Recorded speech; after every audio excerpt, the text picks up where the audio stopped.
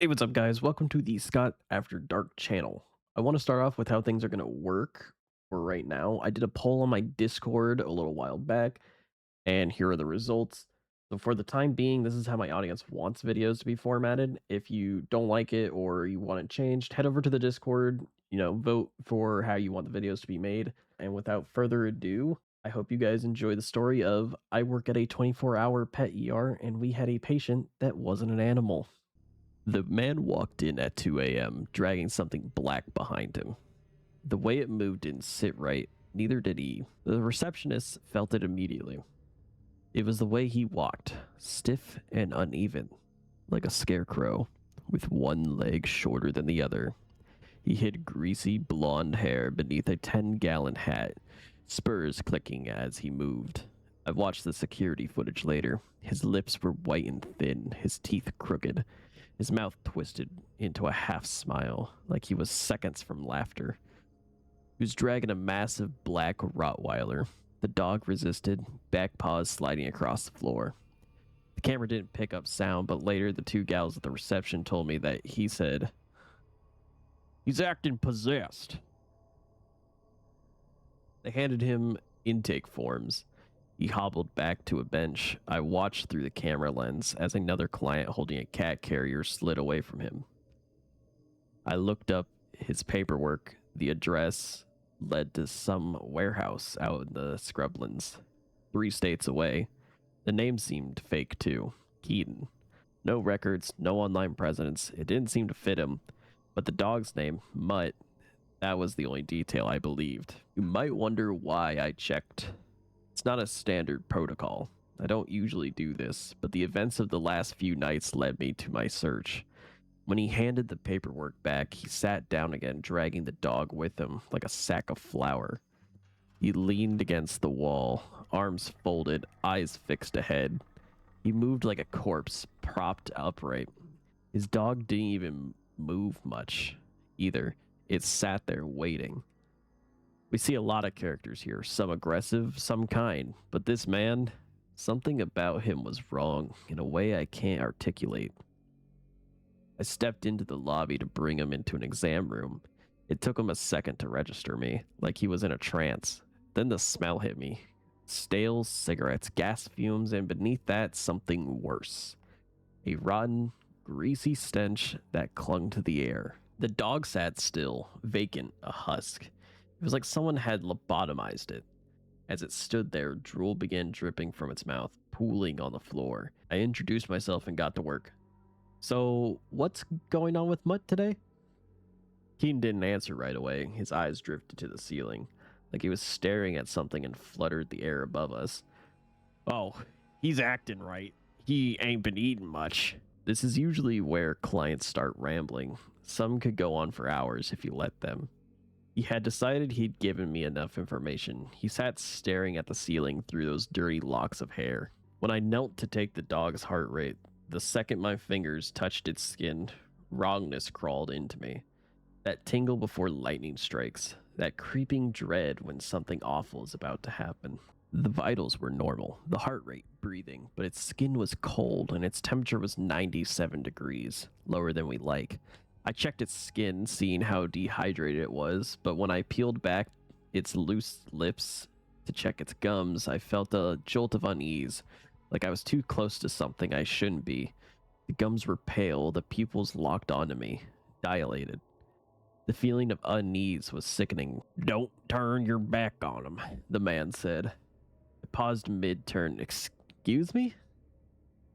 "If you're gonna walk from him, do it facing, otherwise something bad might happen."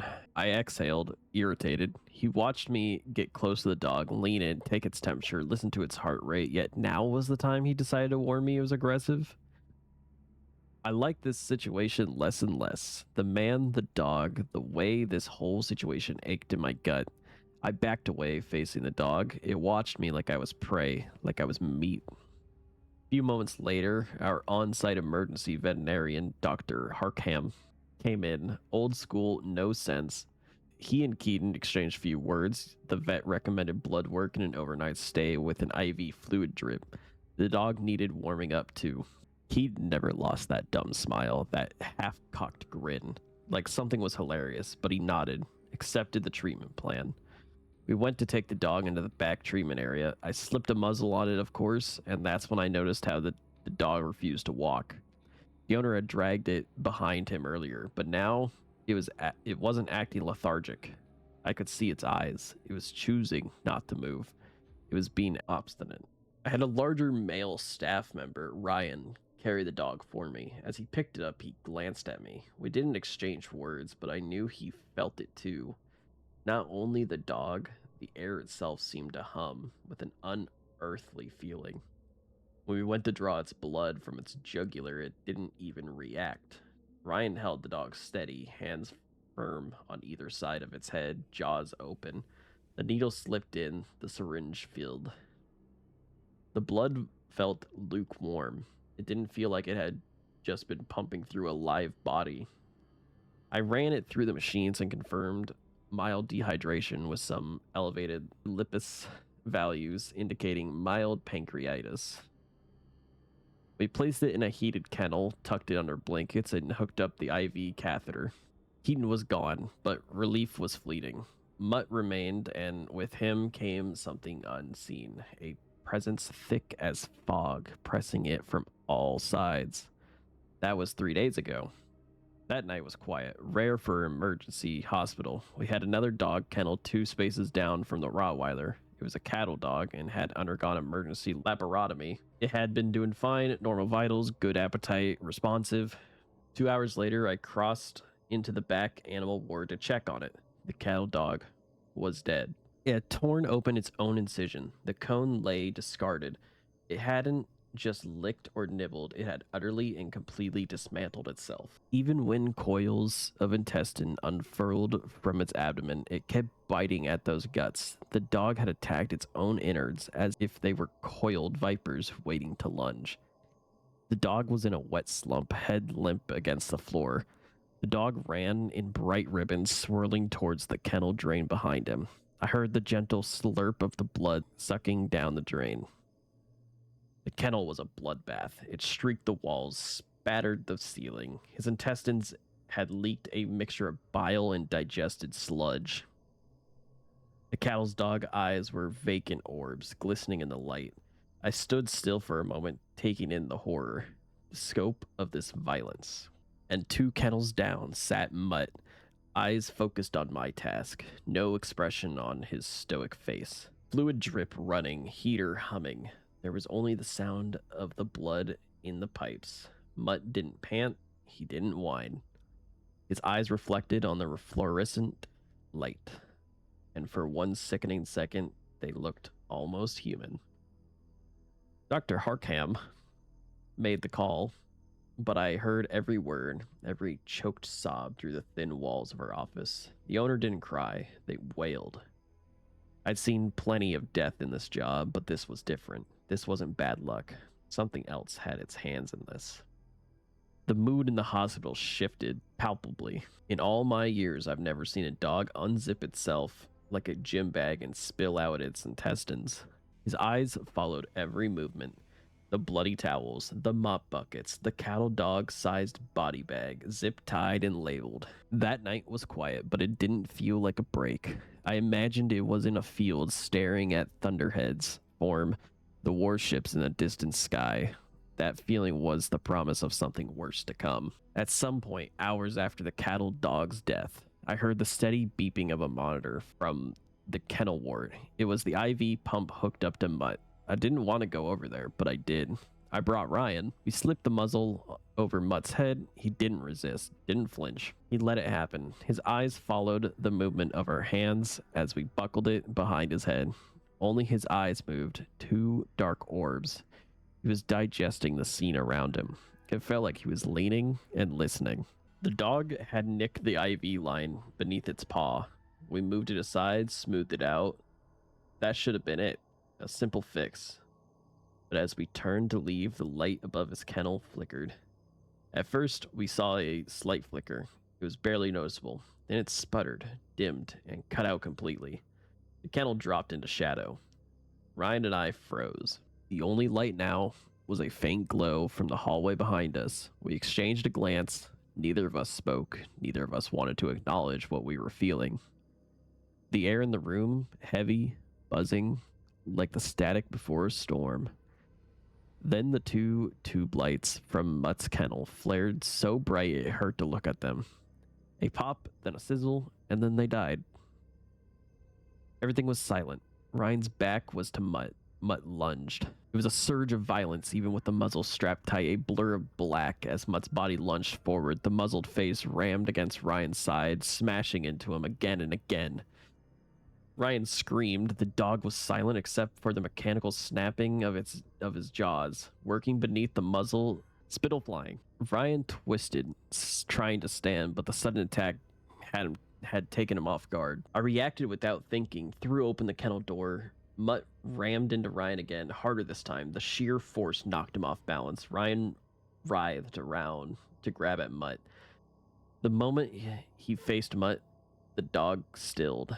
It stood there motionless, bathed in the new darkness. Something was wrong with this dog, not neurologically. It was something so much deeper. I sensed the calculating intelligence of a predator, but it felt much more malignant than that, like a cancerous tumor spreading quietly beneath the surface of your skin. Ryan and I trembled, shaken to the core. Later, he revealed a bruise under his ribs, a deep bloom of violet spreading like a rose beneath his skin. Neither of us spoke about it. The rest of the night passed without incident. I focused on my other cases for the night.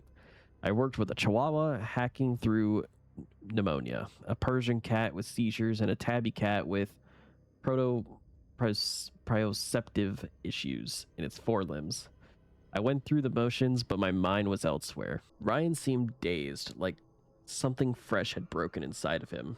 It wasn't the shock or the trauma or the fear. It was more profound than that. I left for the night, still unsettled. Ryan didn't even wave goodbye when I passed by. I chain smoked cigarettes in my car before driving home. Flickered the butts out the window and watched them sail onto the asphalt. My hands were shaking the entire ride. And when I finally collapsed into bed, I pulled my pistol out of my purse and slipped it under my pillow. And as the sun crept over the horizon, my dreams were wrong. I dreamed of a black face snarling in the dark, leaning in, sniffing.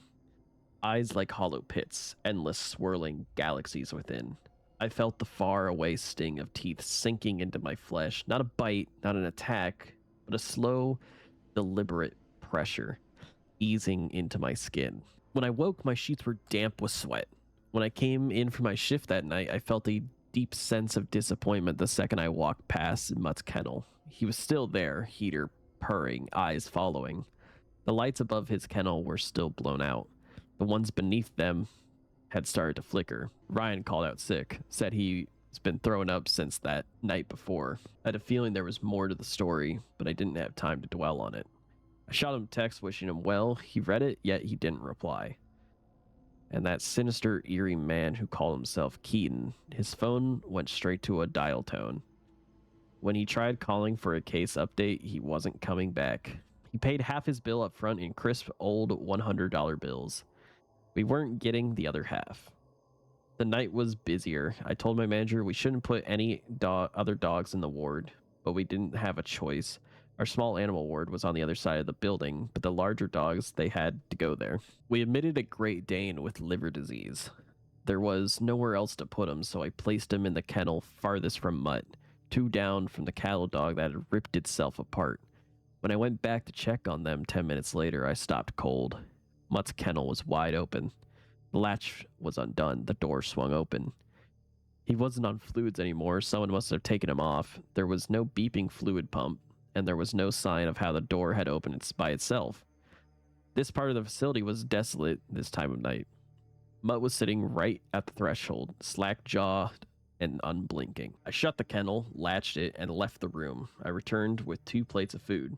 Immediately, I felt nauseous. The kennel was wide open again. I hadn't heard a sound, hadn't seen the door move. The only way to unlatch these kennels is with hands, with opposable thumbs. I was certain no one had been back here while I grabbed the cans of food. I slammed it shut again, this time locking it with the makeshift carabiner clip. I slid one plate of food under each kennel. I gave low-fat wet food for the Dane and critical care wet food for Mutt. I was walking away when I heard it.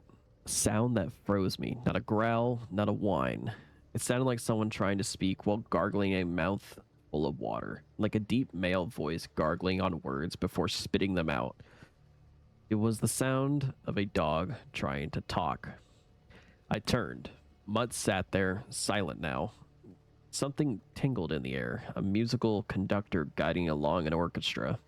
Because to my right, the Dane had begun to cry. The Dane was the one making these ungodly noises. The Dane's plate of food lay slipped across the kennel's floor. His hackles folded back. The Dane backpedaled until its body pressed against the far wall. I watched the Dane's gaze flicker up towards the ceiling. It became immediately apparent to me that the dog was feeling something. A deeply instinctual and inexplicable something. I knew it was feeling that way because I felt it too. When I reached for the kennel door, the crying stopped. Dane's body trembled, then his whimpering changed. It deepened into a low, eerie sound like a tornado siren, changing in pitch and tone, high to low. Without warning, it stopped altogether. The dog went still, too still, gathering itself back to a normal pose. Then, all at once, the Dane began attacking its own leg. Not chewing, not licking, ripping, breaking. These were deep, pulverizing bites. Bone audibly cracked in the echo of the cavernous hallway.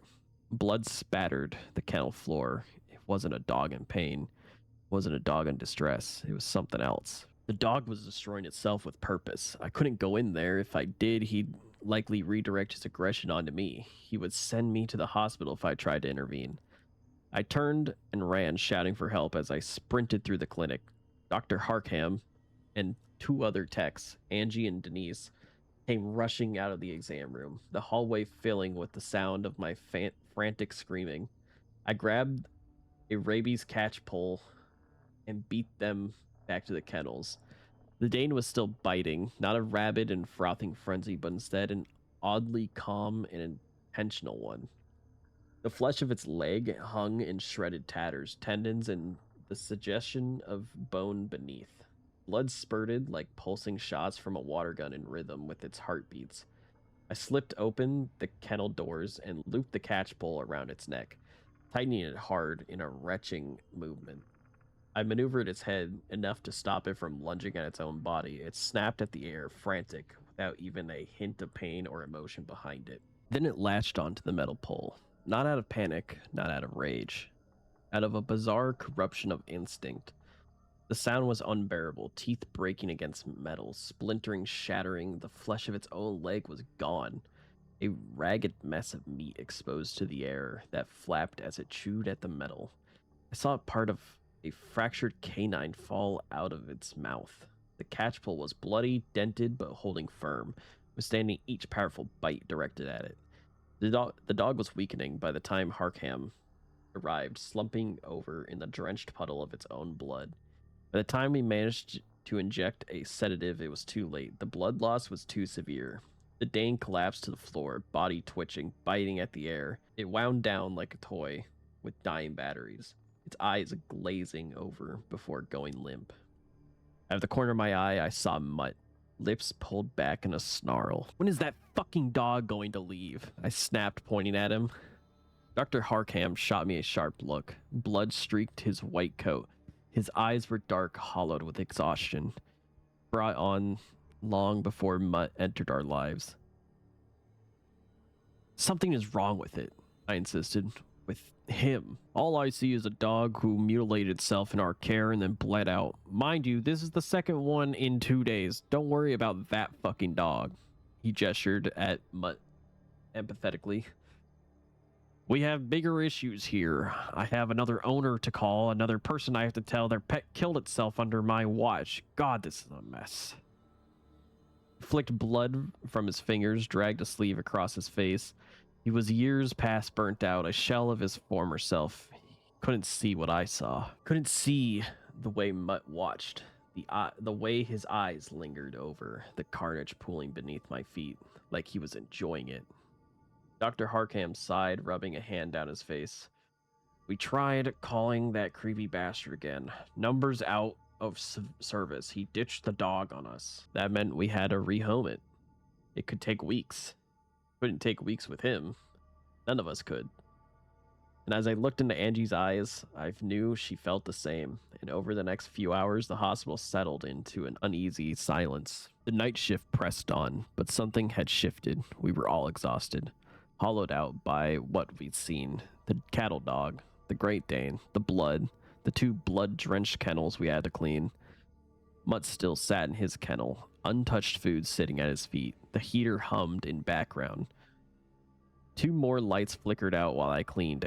I mopped blood from the floors, the thick iron scent clinging to my skin. The mess soaking the towels we used was a deep, ugly red. And through it all, Mutt never looked away from us, a shadow looming in the dark part of this corridor. I told myself I'd figure something out, that I needed time. But time wasn't on my side. I was dumping a load of bloody towels into the laundry bin when I heard... I dropped everything. A voice thick and wet, slurred in a way no dog's throat was built to produce. It wasn't a bark. It wasn't a growl. It was trying to speak.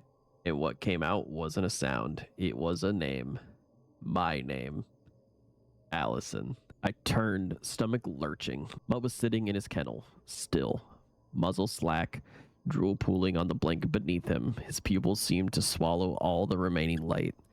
I couldn't move. My brain was trying to rationalize it, trying to shove what I had heard into a box of normalcy.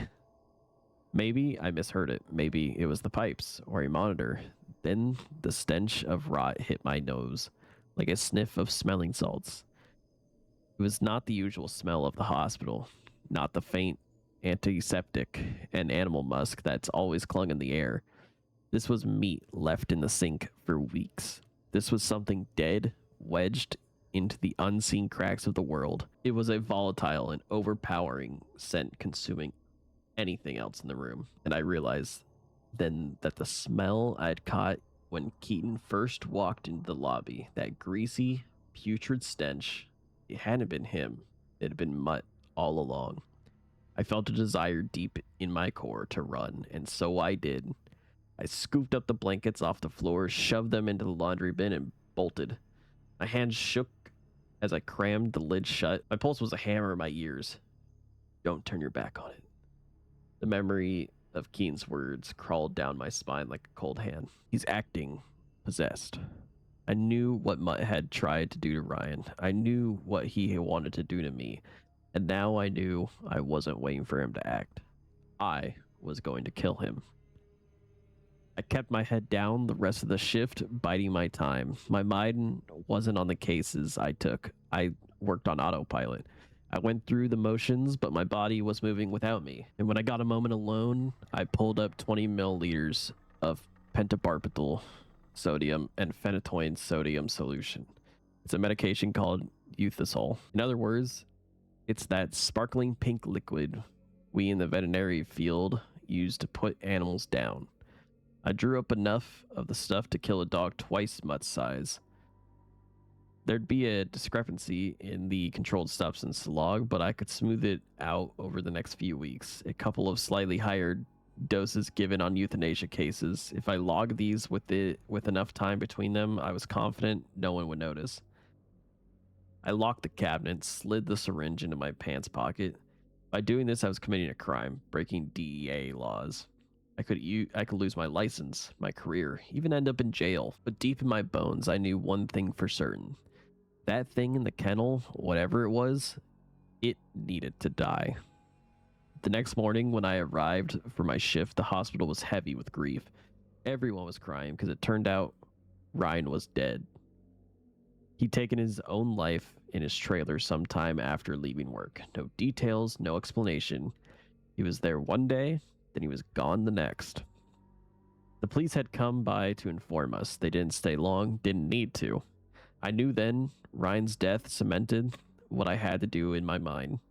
I couldn't wait until another dog was placed in those kennels, until another staff member was pushed over the edge. So I worked through the grief, through the horror, pushing it all into a place I'd deal with later.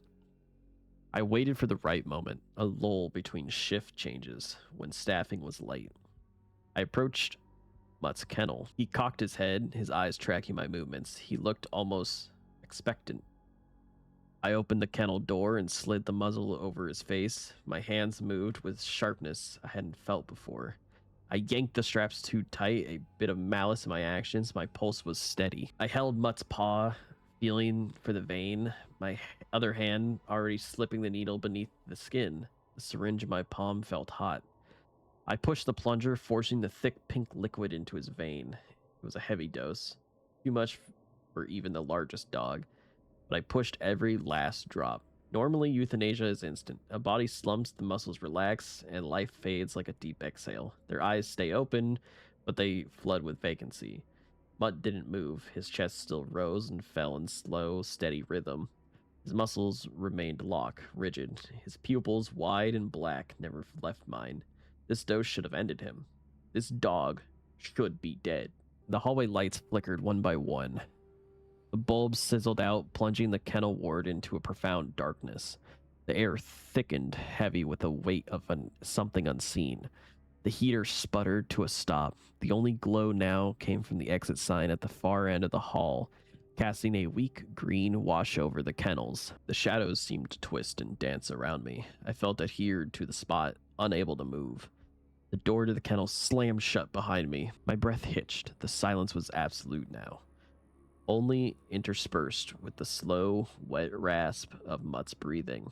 I could feel him in the dark, the weight of his presence gnawing at the air. Shh.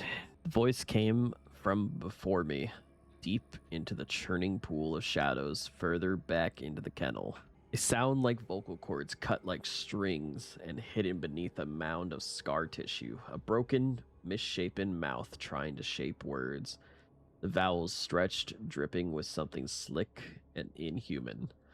My stomach lurched. I reached for the latch, fingers fumbled, but my hands were slick with sweat. My breathing was too loud. The darkness pressed it. The rot smell thickened, crawling up my throat. Then I felt it. A cold, dead hand closed around my ankle. I choked on a scream. My body jolted as something gripped me. Those jagged fingernails pressed against the fabric of my scrub pants. The air rippled in an electric wash. The sensation of static snapped against my skin. I turned in a single heaving motion, and I ran. The kennel door gave way beneath my shoulder, and I burst into the hallway, feet pounding against the tile. Behind me, I heard the kennel door smash open. The sound of paws, heavy and fast, hitting the ground. He was coming. I sprinted blindly through the dark, running my fingers along the wall as I searched for the end of the hallway. When I reached it, my fingers scraped against the smooth wood, for a time completely unable to find a knob, a latch. My fingers graced only an endless surface. Paws pounded closer behind me. I swear I heard more than one set of them. It almost sounded like a quiet herd. There was no growling, no snarling, no warning. Just the rush of movement in the dark. A slight freight train barreling towards me, so I spun, pressing my back against the door. The darkness beyond was absolute, thick and suffocating. The emergency exit sign glowed faint above me, swallowing the building in a weak neon glow. The slap of paws on the tile stopped, and I saw the faint outline of a hunched beast. A panther crouched behind bush, seeking out its prey. Breathing filled the void, slow, wet, and thick with malice, then a whisper of movement. So close I felt the air shift around my face.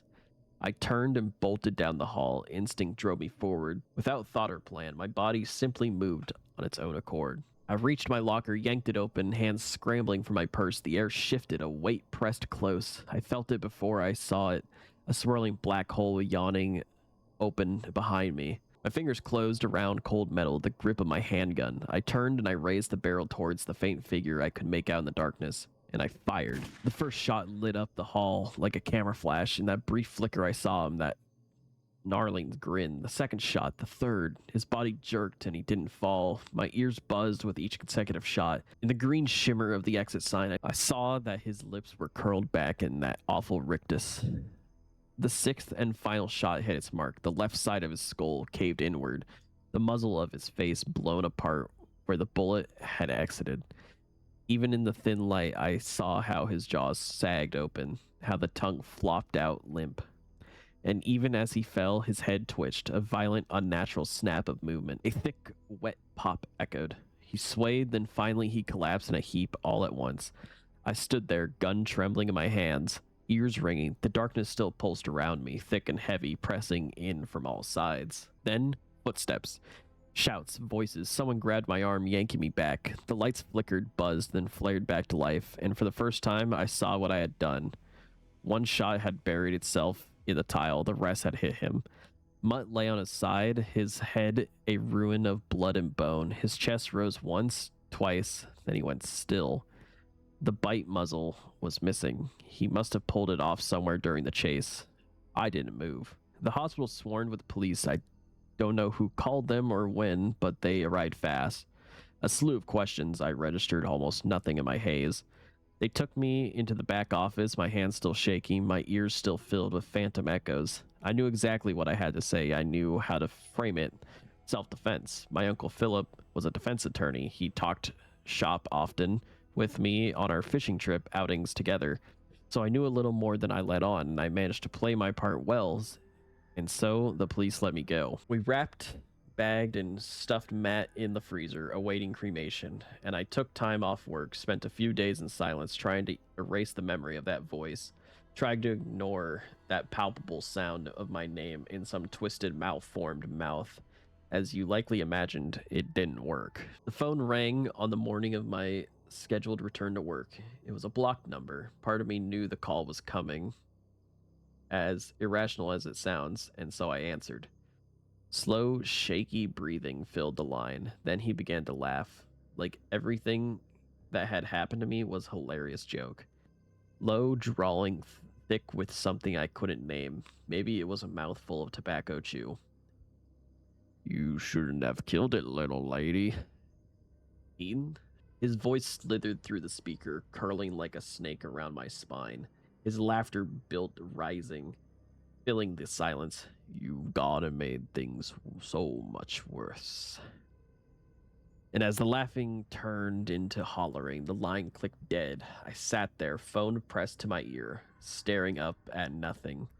His words weighing down the air. Gone and made things so much worse. My first thought was confusion. How did he get my number? My second thought was frantic. Those words struck a chord deep inside my marrow. He said I'd make things worse.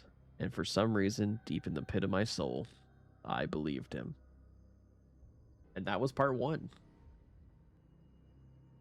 So there is a part 2 and a part 3 that we will read another day.